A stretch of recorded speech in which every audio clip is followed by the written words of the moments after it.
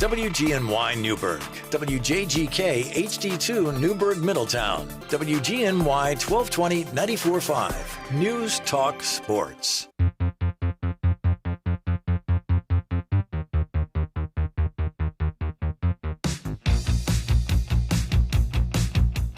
Hello, sports fans, and welcome to another Sunday edition of Jake's Hot Takes. I'm your host, as usual, Jake McVey, and today I got something a little special prepared for you guys. We are foregoing some of the national sports talk, and today I have a very special guest with me, Mason Ketchum, state champion wrestler for the Washingtonville wrestling team. Mason, how you doing today? I'm good today. Thank you for having me on here. How are you? Dude, I'm doing phenomenal, especially being in the midst of a state champion wrestler myself. I was a wrestler myself back in high school. Not quite state champion, but I was at state. I was at sections. Never made it to states, though. So tell me a little bit about states. Like, how did that whole process go for you? The whole process, it's pretty simple, honestly. You just go in there like a day or two early, to like train, lose whatever weight you need to lose. And then the day of, you go in there, everyone sits on the mat, and then you just weigh in, and then you go up in the stands and just get yourself comfortable before you wrestle. And you have a good hour or two before that happens. Okay, and how do you qualify for states in the first place, I should say? Yeah, so in Section 9, it's top 3 because we've been winning states for the past couple of years, but usually it's top 2 in the sectional tournament. Okay. And did you win the section this year as well? Yes. Ah, okay. And what weight class did you wrestle at? 145 pounds. Oh, middleweights. Okay, yeah. Middleweights. Okay. Now, I know that you've been wrestling varsity for a very long time. How long have you been wrestling on varsity for? About 5 years. Wow, that's a long time. And I know that you went through a bit of a transformation throughout your time in high school. Obviously, you're coming of age, getting taller, getting larger.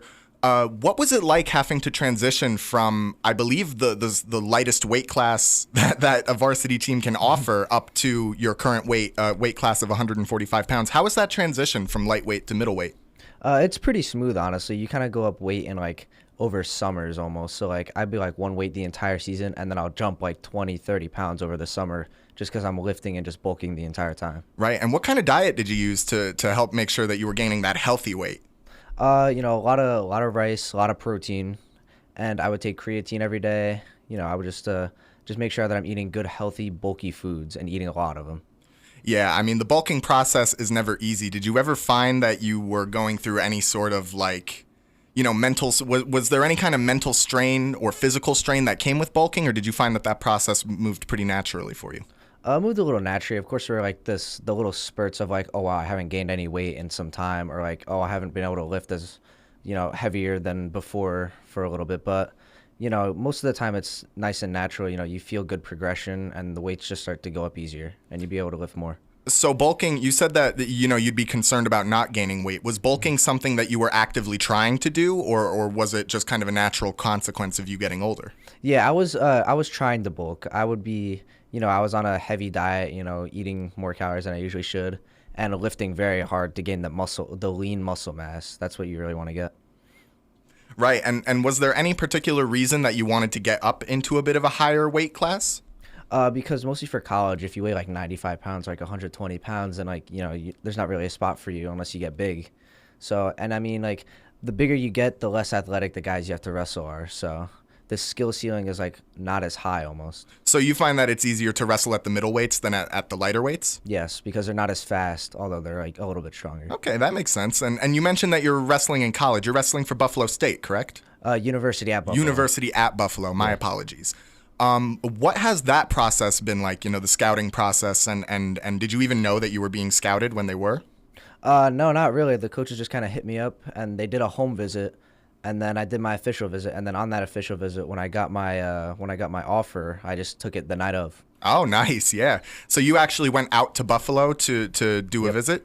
Okay, what was that like? How were you in Buffalo? I know it's mighty cold out there. It's very cold, but it wasn't that cold when I was up there, so It was great. The facilities are great. I mean, the new coaching staff is just they're gonna do great things up there, and I'm glad to be a part of it. Okay, that's exciting, man. That's really good for you. What are you hoping to accomplish in your time at Buffalo?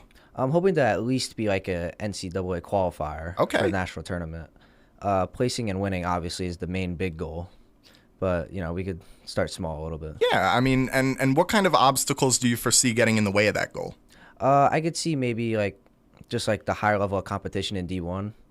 But I really do think that I'll be able to hold up, and I think that my coaches do have the like secret to like being able to get better, and like they have the facilities and the mentality to improve the team and everyone on it. And what kind of mentality is that? Like, what is the general vibe for the coaching staff? Just train hard and have fun, and make sure you're just always getting better, just always trying to get better, and never like being comfortable at where you are, just always striving for more.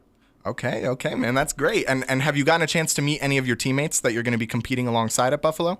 I met a few of them on the visit, but we haven't really like gotten too close yet. Right. Yeah. It takes time to build those kinds of bonds. And last question about Buffalo for now. We might get back to it a little later, but what are you doing right now to prepare for your oncoming freshman year at Buffalo? I'm going to practice like 4 or 5 times a week, and I'm lifting almost like every other day pretty much. And I'm trying to stay lean. I'm not trying to get too big. Right. Okay. And that kind of transitions me perfectly to kind of back to your high school career. Take me through the average week in season for you, like what that looks like, how many times you're training, how you're eating, like just the whole kind of take me through it. So I would usually wake up, usually at the same time around like 6:30. I'd have like 1 or 2 eggs. Then I'd go to school, obviously get all that done. And then I would have my school practice, and I would usually double practice whenever I would be in season. So I would do like school practice, which would be like an hour, and then I would go to like like West Point or like KD, West Point Prep, and or KD, and then usually also lifting. And weekends, I wouldn't take those off. I would always usually do two practices over the weekends. Okay, and you mentioned West Point and KD. Are those private wrestling facilities, or what's the deal with those? So KD is in Terrytown, and it's like a wrestling club. Okay. So it's a really good room. It's like the best room in the country, honestly. Okay. And the coach is great. KD's great, and yeah, I got so much better from going there. Nice. Yeah. Well, did you find that competing at that level really elevated like the not just the physicals, because obviously competing against the best is going to increase your physical capacity for it, but did you feel that you learned a lot on the mental side of the game as well? Absolutely. I mean, going to KD was like it unlocked like the switch that I needed to be able to like really grow as a wrestler from last year into this year. All right, and now let's take a second and let's walk it back to the beginning of your journey as a wrestler, because we've seen, what you've managed to accomplish in your time in Washingtonville, and I want to kind of get to the root of that. So when did you start wrestling? I started wrestling when I was 5 years old. Wow. Yeah. And who was the biggest inspiration for you to start wrestling? It was my dad. We went to my old elementary school, and we saw a flyer for wrestling. He was like, "Hey, I used to do that in high school. Why don't you give it a try?" And I gave it a try, and I fell in love with it. So I've been doing that ever since. And you said that your dad had wrestled in high school before? Yep. So he was already kind of experienced in what is required of it. Did your dad ever place in his section or anything like that? No, he didn't. I think he almost got close. Okay. Hey, man, I mean, that's not bad. I almost got close. Not really. But have you ever wrestled your dad before? Yeah, I have a little bit. We don't wrestle that often nowadays, but back in the day I used to wrestle him a little bit. Okay, yeah, that's fun. And when did you realize, like, oh yeah, I'm good at this? Like, was there a particular moment, or was it just kind of, were you born to wrestle, or did you come to a moment where you realized that it was something that you were really talented at? I feel like I realized it after my first like youth state tournament. When the first time I went to the state tournament, I had like impetigo that I had to like cover up with my mom's makeup, and I ended up placing 6th at that tournament. Mm-hmm. And that's when me and my like family realized like, oh, like I have something special here. I could really do great in this. And what was the environment like at those youth tournaments? Did you find it to be particularly intense? Yeah, it was pretty intense. It was also very stressful, especially for being like, that young at like such a big thing, Yeah, and how do you think being a wrestler has impacted your development as a person? It's made me much more mature, and it's made me like realize that like, oh, nothing's gonna really get handed to me. I need to like stay disciplined, and, like stay focused, and like I need to work for everything, and like nothing's just gonna get handed to me. Right. And what do you think was the biggest obstacle in your development as a wrestler? The biggest obstacle I would say would just be like the mental aspect of like getting myself up every day to to like want to do it, to stay disciplined, to do it every single day, and to like make the sacrifice of like say hang out with friends one day to practice once or twice. Yeah, and what was the kind of environment as you came up into varsity? Because starting out as a very young wrestler coming onto a varsity team, that's probably a bit of an intimidating environment. So what were the kind of feelings that you were going through your first year on varsity? I was quite nervous, and it kind of felt like I didn't fit in at the start almost. But then the guys were great, and they welcomed me, and it just became like a really friendly, good, comfortable environment for me to be in, to like grow as a wrestler. And do you have a teammate that you want to point to in specific across your entire career that you think helped you grow the most in particular? I would have to point to someone like Drew Marchese. I mean, he's like, we used to wrestle, at the same tournaments back in youth, and he's kind of like a older wrestling brother in a way, and he's like kind of helped guide me throughout my career.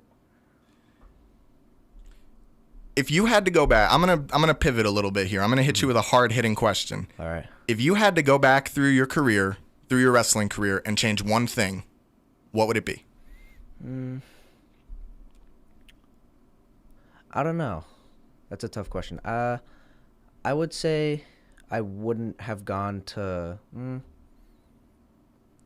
I'm not sure. That's a good question. All right. You know what? You're right. That's a bad question. Let me pivot now and say, recall your favorite wrestling match of your entire career. My favorite wrestling match? It would probably be the state final of this year, honestly. Okay. And who? I'm sorry. I didn't mean to cut you off. Oh, no, there. you're good. Who did you wrestle in the state final this year? A guy named Philly Provenzano. Have you ever wrestled him before? Yeah, I wrestled him in the Eastern State quarterfinals this year as well. What kind of techniques did you use, having experience against this guy? What kind of techniques did you use to, overcome him in that victory? A lot of like good shots with good setups, of course. Like my main shot, high crotches and low singles. And I knew that he was good on bottom, so I like took him down and didn't really try to like stay on top too much. And I just knew that I was better than him from the start. So I just knew that it was mine. And did you feel a lot of the pressure of the moment when it came to the state match? I didn't feel that much pressure this year because I was there last year. Right. So I knew what it was like. I knew what would happen. I knew what to expect. I didn't have the fear of like the first time doing it. Right. And were you competing for first in the state last year as well? Yes. And how did that match go for you? I lost 4-2. That's tough. What were the kind of feelings that were kind of going through you, getting so close to that ultimate goal, but ultimately not quite reaching the top of the mountain? It was disappointing, but it made me realize that it was time for a change in like the way I train, the way I eat, the way I do everything. And, that change, I need to like keep myself more disciplined. I needed to start loving the sport more than I was. So now just to clarify, did you feel that wrestling was more of a job to you before that point? Or was it, like how did you learn to love the sport more than you already did at that point? I just started having more fun with it. Before I would be like, okay, time for practice, and I wouldn't really go there and be as enthusiastic as I used to be. But like now you just need to like find joy in all the little things about it and just like really embrace the moment. Right. And clearly that mentality has worked out well for you. What were some of the responses from, your competitors that you saw throughout your career upon winning the state? Did you get a lot of, congratulations from the people that you had battled against, or was it kind of a solitary moment for you?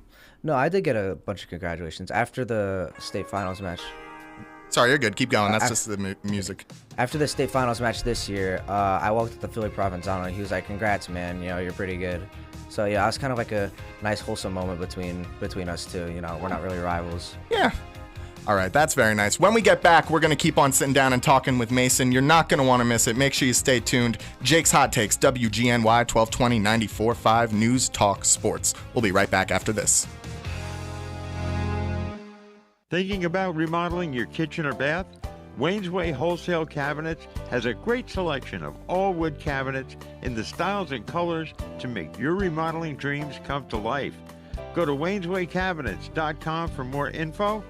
Wayne's Way Cabinets, 1829 South Road, Wappingers Falls. Call 845-280-0880. Stop by and talk to Wayne today. You'll be glad you did. Your life relies on power all day, every day. With spring upon us, weather-related storms and power outages disrupt your home life, work life, and more. Don't be left in the dark. Call Essential Power Systems, your local Generac automatic standby power dealer, protecting your family, home, and business. Already have a Generac? Ask about maintenance, monitors, and cold weather kits before winter. Call Mike the Generator Guy for a free estimate at 845-227-0514. Online at EssentialPowersGenerators.com. Never be powerless. Get Generacted by Essential Power Systems. Michael's Appliances presents Ask Andy, the appliance expert. Andy, what's the average amount of time for clothes to dry? We've had customers call us up and they're timing their dryer, drying one shirt, and they can't understand why it takes an hour and a half for that one shirt to dry. If you're using an auto dry cycle, the sensors are never being touched by that one article of clothing. So consequently, it takes forever for the dryer to realize that things are done. Today, newer dryers, generally speaking, it's an hour, 70, 80, 90 minutes. It's not because we're burning tons of fuel. It's because we're using much less. Much lower temperature in the dryer overall, longer tumbling action. That helps to prevent wrinkles, and people are used to a 20-minute cycle drying. Those days are over. You know, we used to make it very hot in the dryer and dry them very quickly. And of course, people have forgotten that then their clothes fit a Cabbage Patch doll when that happens. Shop with the experts. Nobody knows appliances like Michael's Appliance Center, 585 East Main Street, Middletown. Online at michaelsappliance.com. Your engine is a delicate instrument. But if you don't change the oil on a regular basis, things have a tendency to go wrong. That's why this news should be music to your ears. Because now at the Newburgh Auto Spa, you can get a free car wash with every oil change. That's right, a free car wash with every oil change. Really? Really. Stop into their state-of-the-art facility today and find out what quality maintenance is all about. We all need to get oil changes, so why not get a free car wash to go along with it? And while you're at it, take advantage of their 15-point vehicle inspection free of charge. That should leave you on a very happy note. Newburgh Auto Spa, located at 86 Route 17K in Newburgh. For more information, call 845-567-0009, 845-567-0009, or go online to newburghAutospa.com. That's newburghAutospa.com. Newburgh Auto Spa. Quick, convenient, clean.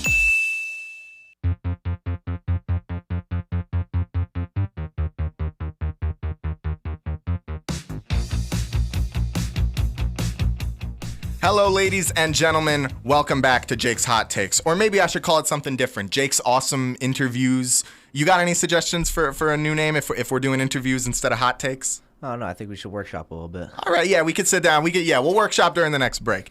Point is, we got Mason Ketchum, state champion wrestler and future Buffalo and probably future NCAA champion wrestler. Don't mean to gas you up too hard, but this kid's good at what he does. And I want to kind of pick your brain about some of the strategy that goes into a match. Do you research your opponents before any given match? Like, if you know the name of the guy you're going up against, do you do any research into him? I don't really. I usually try to keep them anonymous. You know, I try to just wrestle my game, and I don't really try to let them get in my head too much, you know what I mean? But I know people that do like to research their opponents and watch tape on them and figure out what they're going to do. Okay, so you like to kind of go in and just kind of feel the vibe out. Do you think in the long run that is going to be a strategy that you continue to maintain going into college wrestling? Probably not. I should probably start watching film on people who I'm wrestling, but for the time being it's been working out, so. Okay. And, as you move forward, let's say you just get a chance, you're at a tournament, you get a chance to watch a guy wrestling, and you suspect that he might be a future opponent. What are some of the things that you look for in watching other people wrestle? I would look for kind of his hand fight. I would see like what kind of ties he goes into, if he like targets a specific wrist, or if he like shoots or like what sides like he likes to shoot to, and like what shots he prioritizes to set up. Okay, and what can a wrestler's preferred hand, like a preferred hand grabbing hand, what can that tell you about a guy? That could tell me like what side he likes to shoot at, what shot he likes to shoot. It could tell me if he'd rather snap down, go behind, or like even like if he's like more of a counter attacker instead. Okay, and do you find that you often employ the same strategy? Like, do you like to keep your strategy consistent going into a match and then adjust on the fly, or do you think that you kind of go into a match with a different plan on how to conduct yourself each time? I usually just go in and just like adapt to what the guy's doing almost. So like, yeah, I would say like, I usually try to keep the same game plan, work the same things. But if I see they're not working and I see like a different opening, then I'll usually go for that. Okay, so you like to be receptive to your opponents. Do you feel that that strategy of, kind of wrestling your game at first and then making the adjustments later, do you find that oftentimes happening later in the match, or are you the type where you can adjust early? I could adjust pretty early, I would say. That's probably one of my best features as a wrestler, is just being able with that adaptability, really early and quickly. I just catch on to things whenever they do them, pretty much. Okay. And what is your go-to move in a situation? Let's say you and me are wrestling right now. Mm-hmm. What move would you hit me with? I'd probably usually go for like a high crotch or like a snap down and okay. go behind. Yeah, and could you elaborate a little bit on what the high crotch or a snap down is?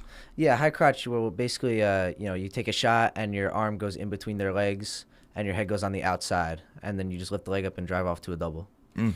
I might be a little big to do that on, but we don't want to hurt your back, and I don't want to hurt mine, so we're not going to be doing that here in the studio today. But how do you handle a wrestler that is incredibly forward moving? You know what I mean? Like a guy that is really trying to push the pace on you, someone that's not going to wrestle very reserved. What is your strategy for dealing with a guy like that? I'll either match their pace or I'll try to slow them down and like kind of catch them whenever they make like a mistake. Because usually when people are like moving in fast and like trying to be all strong and just like running at me, that just opens everything up. That just makes all my attacks there. Right. And what can you do to slow down a guy like that, like technically? Just grab him and just hold him pretty much. Like, collar ties are good, like double inside ties, and like really hitting them with a lot of fakes, which is like a fake shot.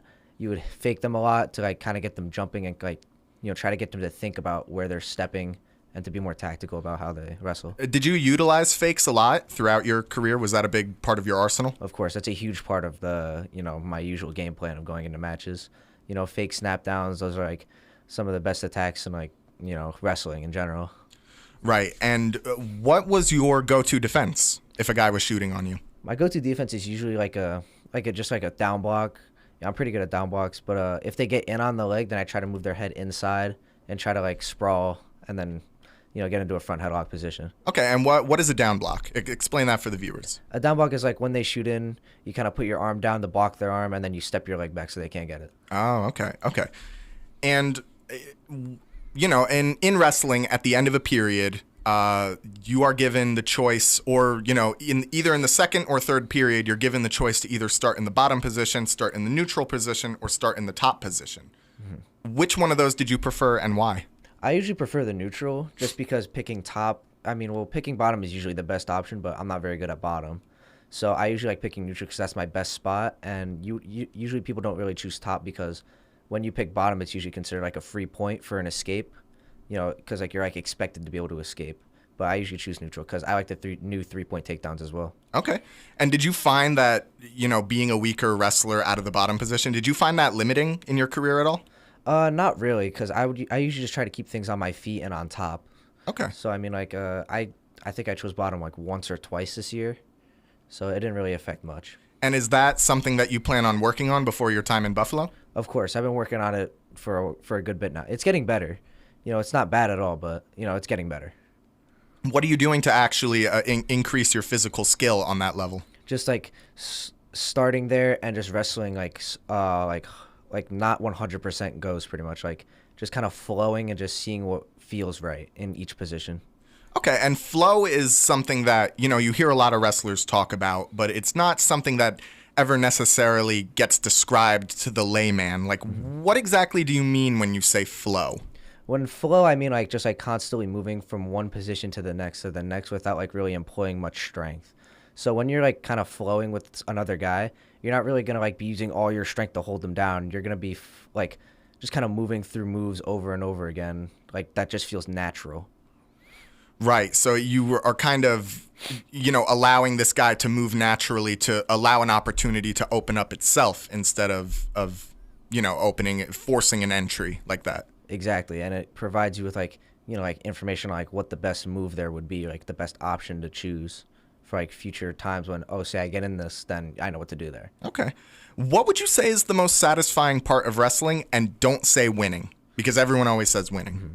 The most satisfying part would probably be like overcoming a guy that you think or know is better than you and, beating them, of course. I mean, that's kind of like winning, but, Yeah, no, I mean, there's winning when you're beating up on a scrub, and then there's winning when, you're punching up and you're an underdog in that situation. When you have a really like tough match and like, all right, I got this guy, and then you get him, then that's like probably one of the best feelings. How did you mentally prepare for a tough match like that, like your states match or a section match?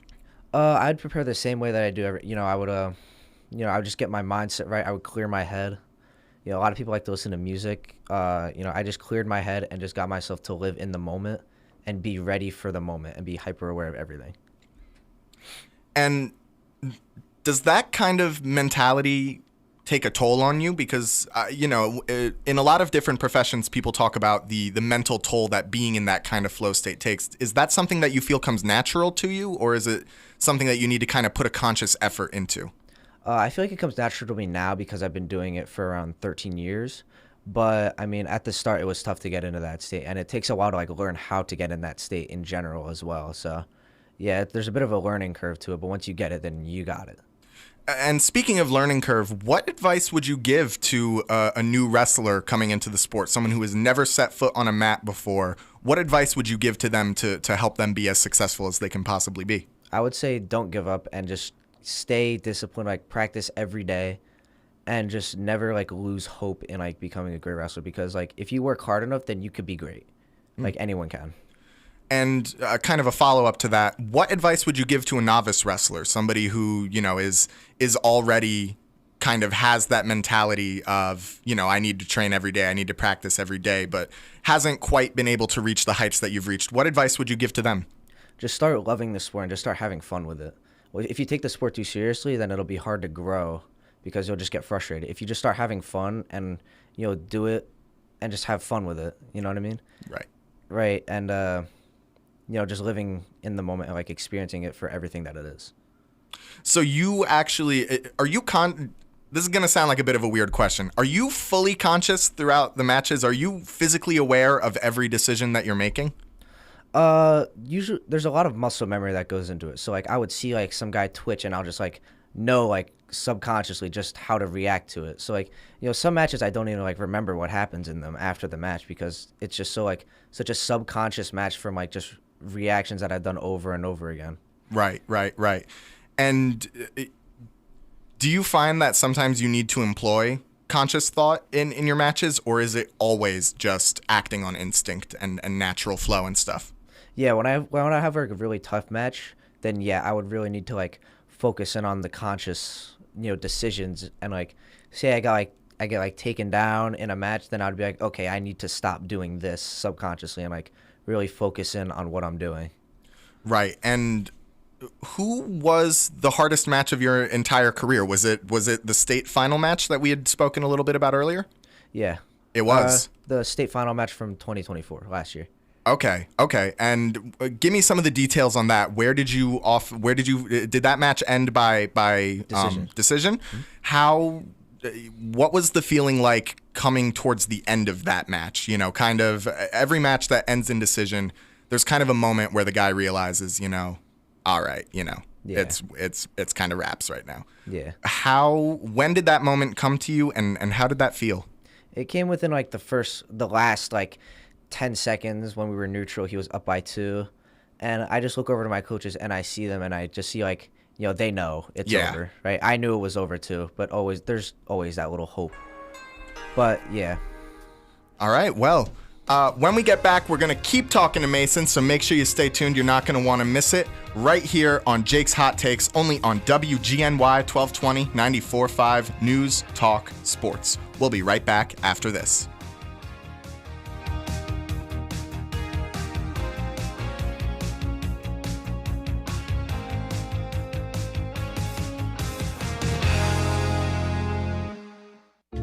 Hello, I'm Mark Guido. Thank you for making Frank Guido's Little Italy the #1 location for all of your special occasions. From an intimate family gathering to a festive affair for up to 100 guests, Little Italy is the place to go. We are experienced, professional, and affordable. Whether it's birthdays, anniversaries, reunions, retirements, rehearsal dinners, and even after-funeral gatherings, Little Italy has the perfect size space with delicious food at a reasonable price. You enjoy your event and let us do all the work. Call Marie at 845-340-1682 or visit us online at frankguidoslittleitaly.com. Call Marie at 845-340-1682 or visit us online at frankguidoslittleitaly.com. Little Italy has the perfect size space with delicious food at a reasonable price. You will be glad you did. And remember, as always, come celebrate on the day of your birthday and get up to a $25 value on us. Michael's Appliances presents Ask Andy, the appliance expert. Andy, is it bad to use fabric softener sheets? More often than not, a fabric softener sheet helps keep the static down in your dryer. Most newer dryers, the lint screen is so fine that the oils in the fabric softener sheet actually plug up your lint screen. Reduces efficiency, causes overheating, causes the machine to kick off on high limit. So sometimes what you really want to do is not use dryer sheets. Use the same dryer sheet 2 or 3 times. Fabric softener in a washer is the better way to go. Most people don't realize that all the lint in your dryer actually comes from your washing machine. It's the agitating action that causes a problem where the clothing is scrubbing together and you end up with all the little pilling. Fabric softener actually will help lessen the pilling if it's in the washing machine. Shop with the experts. Nobody knows appliances like Michael's Appliance Center, 585 East Main Street, Middletown. Online at michaelsappliance.com. I'm still going for it, even with higher stroke risk from atrial fibrillation, and a regular heartbeat not caused by a heart valve problem. Over a 3-year study, Eliquis apixaban tablets reduced stroke risk better than warfarin, and over 97% of Eliquis patients did not experience a stroke. A first stroke occurred in 2.9% of warfarin patients versus 2.3% of Eliquis patients. Don't stop taking prescription Eliquis without asking your doctor. It may increase your stroke risk. Eliquis can cause serious and in rare cases fatal bleeding. Don't take Eliquis if you have an artificial heart valve, abnormal bleeding, or antiphospholipid syndrome. While taking, you may bruise more easily or take longer for bleeding to stop. A spinal injection while on Eliquis increases risk of blood clots, which may cause paralysis, the inability to move. Get medical help right away for unexpected bleeding, unusual bruising, or tingling, numbness, or muscle weakness. Medications such as aspirin products, NSAIDs, SSRIs, SNRIs, and blood thinners may increase bleeding risk. Tell your doctor about all planned medical or dental procedures. Learn more at Eliquis.com or call 1-855-ELIQUIS.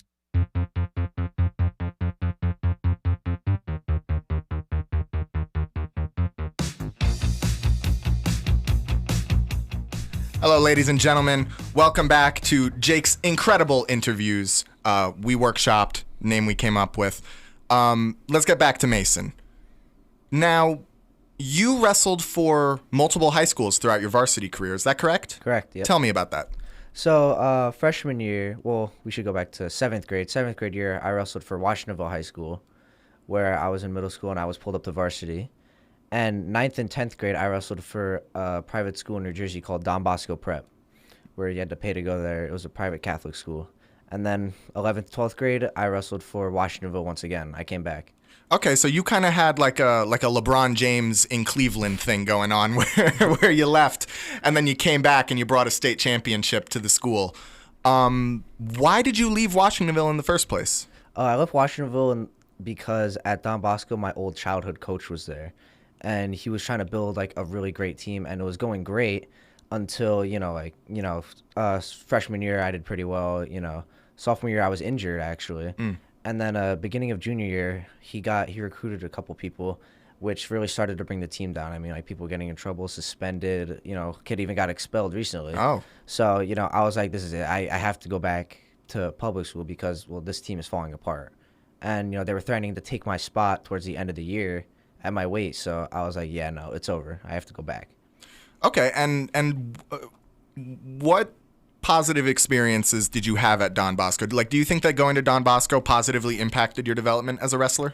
Yeah, I think so, absolutely, because New Jersey, I would say, is in general a better wrestling, like they have better competition, at most of their normal tournaments than in New York. Like, in New York, it's really only like the top 3, 4, 5 guys in each weight class. In New Jersey, most of the guys are like pretty high up there, Did you find that you were able to keep up with this higher caliber of competition? Yes, I was. Even in freshman year, I mean, even if I didn't make states, I was still up there, like 1-2 point matches with like seniors at 120 pounds when I was a freshman. Right. So, yeah, you were definitely holding your own against these guys. What were some of the lessons that you learned from, coming into a new team environment like you did, because it's not always easy being a new face on a team like that. How did that transfer? What lessons did you get from the actual transfer itself? From the actual transfer, I learned to just be like, be friendly towards everybody, there's no need to overthink like conversation and like talking to new people. Like, just go for it, like what's the worst that could happen? It's not that deep. Right. And would you say that you look fondly back on your time in Don Bosco? Yeah, I think so. It was a good time, I had some good laughs, made a bunch of good friends. Are you still in contact with those friends today? Yeah, a few of them. I know if, sparsely, but, I still do talk to a couple of them, and they seem to be doing pretty good. Well, you're doing better than me. I don't talk to anybody I went to high school with. Anyway, in your return to Washingtonville, what was kind of your thought when you realized that you were going back to Washingtonville? What was your thought process? Well, it was towards like the end of the sophomore year, and I was like, yeah, man, this like I started to like not like the school because of that injury. The injury started to like spark like a resentment towards the school because I was there every day and the soft cast. I was in crutches for like a couple weeks as well, and I was like, man, I just want to get out of here. So beginning of junior year, I told my mom, I was like, hey, I want to get out of this school. And then after all the new transfers came in, then me and my parents decided, all right, it's finally time to pull the plug on this and like, go back to New York. Right. Okay. And I kind of want to backtrack a little bit to the injury. What kind of injury did you sustain? I tore my UCL on my right elbow. How did you do that? I was wrestling at Apex in New Jersey, a wrestling club, and it just kind of popped. Ooh. Yeah. And then I went home and I tried to do a push-up and I couldn't. So then. Yeah, that's how you know. So then like 2 days later, I got an MRI from this specialized elbow doctor, and he was like, yeah, this is a really bad tear. I had to get surgery on it. Okay, and what was your mentality, going into getting surgery? It's a scary experience. What were the feelings for you? It was definitely scary. I've always prided myself on like never having like a serious injury that was like a season ending. But then I was like, wow, this is my first time, you know what I mean? And it's in the middle of my high school career. Couldn't really be at a worse time, honestly. And I was like, wow, this is going to be a long 9 months recovery. Right. So the recovery was 9 months. Yep.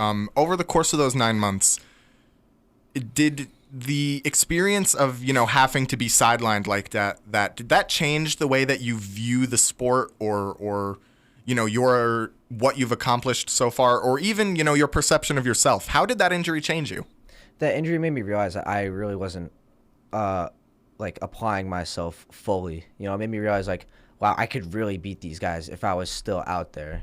And it kind of like reignited like another spark in me to like, okay, I want to be like even better than I already am. I want to be the very best that I absolutely can be. And in your return to Washingtonville, what was the reception like? I mean, it was friendly. All my old friends, they came back. They were like, wow, you're back. It was really cool. And like all the people that I kept talking to, they were like, wow, I can't believe you're back. And, I didn't tell anyone. And they didn't really expect it. But yeah, it was pretty cool. And in your remaining time at Washingtonville, did you find yourself stepping into a leadership role on the team? Yeah, absolutely. I mean, I was people were looking up to me on the team, and I was kind of like I was like the main team captain, of course. And, people followed my lead in what I did. So that was actually a pretty cool experience. A lot of people, I hopefully helped a lot of people in their high school career. Was that your first time kind of occupying a leadership role on an organized team like that? Absolutely, yeah. And what did that teach you? It taught me to just like be confident and like, just work hard all the time. If I work hard, then everyone else is going to work hard. But if I slack off, everyone else is also going to slack off. So, it taught me like, oh, wow, I really need to be disciplined here if I want everyone to do good, not just me. Right. So, yeah, you saw that that impact that can have. Let's talk a little broadly now. What kind of lessons did you take away from wrestling that you think you can apply to your everyday life and even your life beyond sports? Because, as necessary as it might be to be able to shoot a high C or do a collar tie, you're not really doing that in the workplace. Mm-hmm. So what did wrestling teach you that you can apply into your life beyond sports? I would say like a huge lesson would be like to just do everything to your fullest potential, and like don't like leave any like potential regrets about like, oh, I could have done this or I could have done that. Just do everything you can and really just like live in each moment and like experience everything to their absolute fullest. And how are you applying that lesson in your life now? I mean, especially at the end of my senior year, I'm going to as many events as I can, just participating in like any of the things that the school holds, hanging out with friends like almost every day at this point. They're just trying to live in the moment and like make sure I don't regret like, oh, I wish I hung out with this guy more. I wish I did this, just to, like leave it all on the table. Oh man, that's a really great mentality to have, man. What would you say to someone who's unsure about coming to wrestle? I mean, I don't know how anybody could watch this entire interview and not be convinced to come out and try out for their high school wrestling team. But what would you say to someone who's unsure about trying to wrestle in the first place? Just try it. I mean, it's the same with anything. Might as well try it. I mean, what if you got to lose if you tried and you don't like it? All right, you just stop. Right? What if you try it and you love it and you get really good at it? Then it's pretty cool, right? So, just might as well just like throw it out there, as long with like anything else, might as well just try it and see if it's good for you. And do you think that which coach across your entire career did you learn the most from, would you say? I would say, I mean, in this past year, the coach that's like been there for me this past year would be like KD. Ever since I started going to his club, like everything started to click. I mean, even my mom saw it. She was like, ever since he started going to KD, it just became like easy for him. Things just really like zoned in. Right. And you've had a lot of coaches across your career. Obviously, your first time in Washingtonville, then into Don Bosco, then into your second time in Washingtonville, not to mention all the club coaches and recreational coaches I'm sure you've had. How has having a variety of voices involved in your development helped you? It's really good. It shifts your perspective on everything you do. So, like, say I like want to do an arm drag. This guy will show me it, and then this guy will show me it a different way, and then I can kind of put them both together and kind of make it my own to like get all the benefits from both of them and kind of just like make my own style completely. And if you had to describe your wrestling style in one word, what would it be? I would say it's very angular. Angular? Yeah. Okay, I'm going to ask you to explain your wrestling style in multiple words now. What do you mean by angular? Kind of like looking for things outside of the box almost. Like, like if I like go for a high crotch and that doesn't work, okay, I'm going to snap you down then try to go behind. Like if you stand up after that, I'm going to go for like a low single instead. So it's just like kind of working at like different perspectives of like a whole match and like looking at it from like different multiple angles to like know what the best place of attack is. Okay, and before we go to break, because we're running short on time here again, just a couple small fun questions. Mm-hmm. If you could have a match against any historical figure across all of history, all of human history, which historical figure would you pick and why? I'm not sure. Maybe like George Washington or something. Why GW? Oh, why not? First president. He's got to be pretty good, right? He's got to be cool. Funny enough, Abraham Lincoln was actually a Hall of Fame wrestler. I believe he wrestled like 300 matches in his entire career, and he only lost once. So maybe I should wrestle him. I don't know, man. I feel like he would kick all of our butts. He was huge too. Maybe, yeah. He's a big guy. But do you have anything else that you want to add? Not really. Just like Yeah, not really. All right, that's okay. The last question that I'm going to ask you is, what's your favorite bulking meal? My favorite bulking meal would probably be like You can keep going. probably steak, rice, and eggs. Honestly, Yeah. just a classic. I could go for some steak, rice, and eggs right now. Oh, yeah. All right, when we get back, we're going to be wrapping up our interview with Mason, so make sure you stay tuned. You're not going to want to miss it right here on Jake's Hot Takes, only on WGNY 1220 94.5 News Talk Sports. We'll be right back after this.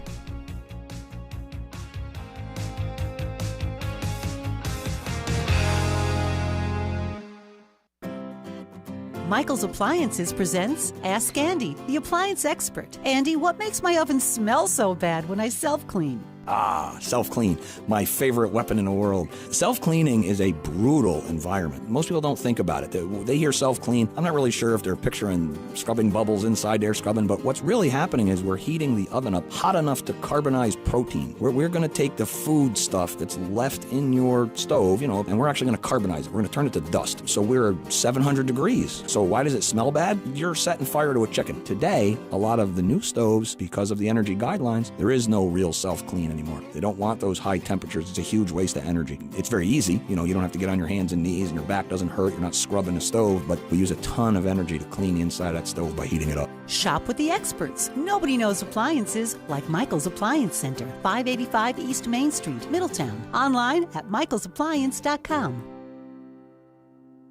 Your life relies on power all day, every day. With spring upon us, weather-related storms and power outages disrupt your home life, work life, and more. Don't be left in the dark. Call Essential Power Systems, your local Generac automatic standby power dealer, protecting your family, home, and business. Already have a Generac? Ask about maintenance, monitors, and cold weather kits before winter. Call Mike the Generator Guy for a free estimate at 845-227-0514. Online at EssentialPowersGenerators.com. Never be powerless. Get Generacted by Essential Power Systems. You've long known that Newburgh Auto Spa on Route 17K utilizes top caliber products and the latest technology to give your vehicle the proper maintenance it needs. Whether it be a computerized soft cloth car wash, detailing consisting of a comprehensive bumper-to-bumper cleaning of your entire interior and exterior, or a fuel-efficient oil change from a trained technician, Newburgh Auto Spa is the place to go. Now, Newburgh Auto Spa is a full-service automotive center. That's right, Newburgh Auto Spa now offers tires, brakes, rotors, tune-ups, alternators, and more, all with the same professionalism and quality you've become accustomed to.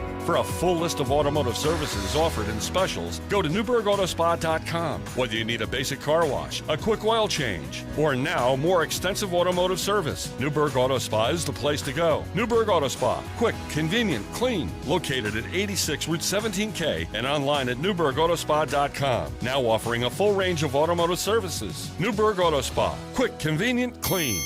Davis Furniture in Poughkeepsie is having a floor model clearance sale, up to 70% off. That's right, Davis Furniture needs to make room for new arrivals and is having a floor model clearance sale with up to 70% off. At Davis Furniture on Route 9 in Poughkeepsie, all their furniture is American-made and chemical-free. You and your family deserve the Davis Furniture difference and a healthier life. DavisFurnitureOnline.com.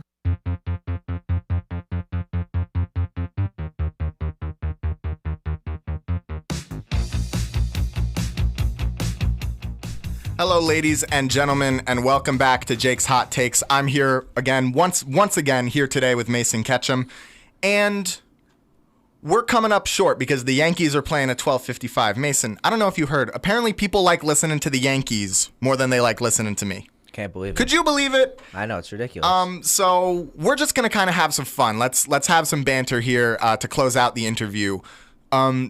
Which fictional character, video game, movie, TV, anything, would you like to see on the mat? Who do you think would make the best wrestler? The best wrestler? It'd probably be like someone crazy, like Omni-Man or something. Omni-Man? Well, Yeah. Who's Omni-Man? He's from a TV show called Invincible, streaming on Amazon. Oh, no free promos. Sorry about that. No, I'm joking. I'm messing with you. Why that pick? Because he's pretty damn strong and he's really fast. So, I feel like if he just learned a little bit, then, he'd be pretty good. All right. I'm going to have to look this guy up after the show. What do you think of WWE? It's entertaining. Yeah, it's fun to watch. And, the characters, they're they're cool. They're like entertaining to look at, and like the characters that the people play, like everyone has like their own role there. But like yeah, you should look at it as like more of like like a live movie as opposed to like a sport. Have you ever felt any resentment towards the sport, taking the same name as the real sport that you, because, not to diss WWE, WWE wrestlers are incredible athletes and they are incredible stunt performers, but they're not wrestlers, you know? So have you ever felt any resentment towards that organization? When I was younger, a little bit, because I didn't realize like, how much time and effort you really need to put in to become a WWE superstar. But like, yeah, I mean, as I got older, I was like, wow, they're putting in like a lot of effort, and they need to be like perfect in their stunts in order to like not get seriously injured. Yeah, it is impressive. What are some of the parallels that you can draw between, entertainment wrestling and real? Is it Greco wrestling is the official term for it? What are some of the parallels that you can draw between entertainment wrestling and Greco wrestling? I see like they do like mostly upper body stuff. They don't really like grab legs and like run people down. You know what I mean? They're more throwing people and like trying to pin them on their back instead. Have you ever performed a WWE move in a match? I have not, but it would be pretty funny if I did. Yeah, that would be funny. Like hit him with the RKO or the Batista bomb or something like that. Man, that'd be nuts. What is the time of your quickest match? Quickest? I would say less than 10 seconds. Less than 10 seconds? How do you manage to do that? Just like, if I know that I got a guy who's really bad, then I just kind of run at them and get a quick pin. Oh, okay. So you're a rush down type. You don't like to show any mercy. Not really, no. Is that something that comes across in all of your matches? Are you not a big mercy shower in general? Yeah, never. I mean, if I could score points, then I'm going to score the points. I'm not just going to let the guy off scot-free. Right. And when you're in a match, do you prioritize going for the pin more, or do you prioritize going for points more? I go more for points. I go for tech falls usually. So like this year, if you look at my record and like my match history, you'll see it's like almost all tech falls because it also helps like build up like your endurance and cardio a little bit. So might as well get something out of the matches where you're just gonna stomp the guy. Right. And what is a tech fall? It's when you're winning by 15 points and then the ref calls it off. Oh, so it's like a mercy rule. Yeah. Okay. And why? I mean, aside from the endurance side of things, why not just get the match over quick? It's also fun to do tech falls. You get to work the stuff that you've been training. You get to like feel the progression. You can be like, wow, I'm really like so much better than this guy. I could just kind of manhandle him. Like shows like a scale of how much you've gotten better over the years. Okay. Do you consider yourself to be a good sport? Yeah, I'd say so. Okay. How do you handle a situation where a guy might be a bad sport? Have you ever had an encounter like that? I have before where like a guy pushed me after a match, but like I kind of like destroyed this guy in like under a minute, so like I didn't really care. It's like I'll just like let him get yelled at by his coach, and like I'll just walk off with the medal instead of him. Yeah, got to keep your head up in that situation. What is your hype song? I don't listen to music, but when I get warmed up. You don't listen to music before you get warmed up? No, do you listen to anything before you get warmed up? You don't listen to anything to get your blood going, get your heart pumping? Nothing. I like to stay calm. I like to stay like relaxed. As opposed to like excited and like, nervous almost. Do you meditate before matches? No, I just kind of pace back and forth while I'm waiting. What does the pacing do? Just like kind of clears my mind, makes everything right, like keeps me like grounded almost, so I don't like, like go subconscious, so I'm like still there, but just locked in. So it sounds like you do meditate a little bit. Yeah, kind of. You can call it that. All right, and the last thing that I want to ask you about is, do you have a social media that you'd like to promote right now? I do. You can follow me on Instagram, just Mason Ketchum if you look it up. It's funny. I actually tried to look for your Instagram, and I tried to look up Mason Ketchum before the interview because, I was just looking for something to use for promotion, but I couldn't find it. Really? So I don't know. Are you? I don't know. Hey, I'm terrible at finding things on social media. That's on me. But yeah. And last question. I keep on saying last question, but really, this is probably the last question. No, you're good. Do you think what you do is cool, or do you think it's normal, necessary? I think it's pretty cool. Yeah, I think it's definitely unique. You don't really run into like a wrestler every day of your life. Whenever I say I'm a wrestler, people are kind of like, wow, that's pretty cool. All right, and that's going to do it for this episode of Jake's Hot Takes. Mason, thank you so much for joining us. Tune in next Sunday at noon, same time, same place, WGNY 1220 94.5 News Talk Sports. We're going to have another student-athlete interview. I have been Jake McVey. You have been wonderful. I'll see you next Sunday, folks. WGNY Newburgh, WJGK HD2 Newburgh Middletown, WGNY 1220 94.5 News Talk Sports.